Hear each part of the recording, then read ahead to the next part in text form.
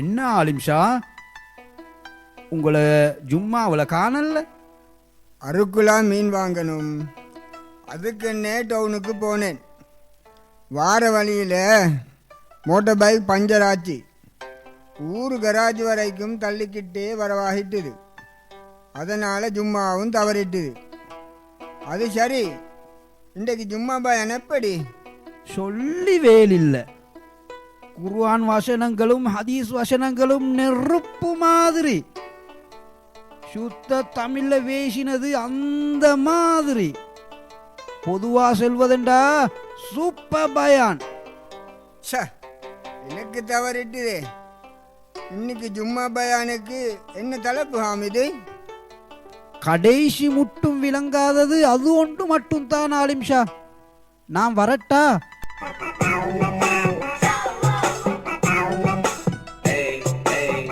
என்ன ஆலிம்ஷா, 108க்கு எடுத்தது 98க்கு விட்டவர் போல நடு ரோட்ல நின்று யோசிக்கிறீங்க. பொறுங்க, இதை கொஞ்சம் சுத்திக்கிட்டு வாரன். கொஞ்சம் ரோட்டை பார்த்துக்குங்க. இப்போ புள்ளகளுக்கும் தான், பேர புள்ளகளுக்கும் தான். அருக்குலா மீன் இல்லாம சோறு இறங்குத இல்லை முபா. 10 சால மீன்குட்டிய 10 பேப்பர்ல ஒன்னா வச்சு சுட்டி கொண்டு போற ஆலிம் ஷாஃபியா இப்படி மாறிட்ட? முபா, இப்ப நீ என்கிட்டயாவது கேட்டியா? நீங்க தான் என்னமோ சொன்னீங்க. 10 பேப்பர்ல மட்டும் கேட்டுச்சு. இருங்க வாரன். பாருங்க ஆலிம்ஷா, முஆதஹாஜி அந்த பிள்ளையிட ஆப்பபேசனுக்கு காலால் அடிச்சிட்டாரு. கேள்விப்பட்டுச்சு வார வழியில. அதுக்கும் என்னவாவது போஸ்டர் கீஸ்டர் அடிக்க வேணா சொல்லுங்க. சரி, என் வேலை முடிஞ்சாச்சு. உங்களோட பயணத்தை தொடங்குங்க, நான் வாரேன்.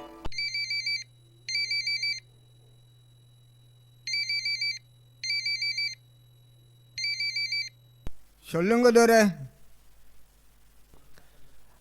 அருக்குலா மீன் வாங்கினியா ஆலிம் ஷாஃபி? நீங்க ஒரு மனுஷனா இல்ல மலக்கா? விளங்கும் சொனங்கும். உனக்கு அருக்குலா மீனுக்கு ரொம்ப செலவாகுமே. உனக்கு ஒரு கணக்கு போட்டிருக்கேன், போய் எடுத்துக்க. ஓ பண்ணாதீங்க, எனக்கு ஒரு விஷயம் தெளிவாகணும். இப்போ நீங்கள் ஃபோனில் அல்லாமல் ஷால மீன் கதை ஒன்று சொன்னீங்களே, அது எப்படி? விளங்கும் சொனங்கும். வச்சுட்டீங்களா தோற? அதெங்கிறீங்க இதெங்கிறீங்க, முடிய எனக்கு செலவுக்கும் போடுறீங்க. விளங்கும் சுணங்கும். இது வாரது புகா இல்லை? புகா ஏன் இவ்வளவு வேகம்? புகா புகா கொஞ்சம் நில்லு, கொஞ்சம் நில்லு. பாருங்க ஆலிம்ஷா, சுகானா குட்டியிட கையில இருந்து ஆப்ப பேசலுக்கு முஆதஹாஜி காலால் அடிச்சிட்டாரு. ஏனடி கேட்கத்தான் போறேன். அப்படியா? நீ போ முன்னால, நான் வாரம் பின்னால. இந்த மீனை கொடுத்துட்டு வீட்டில்.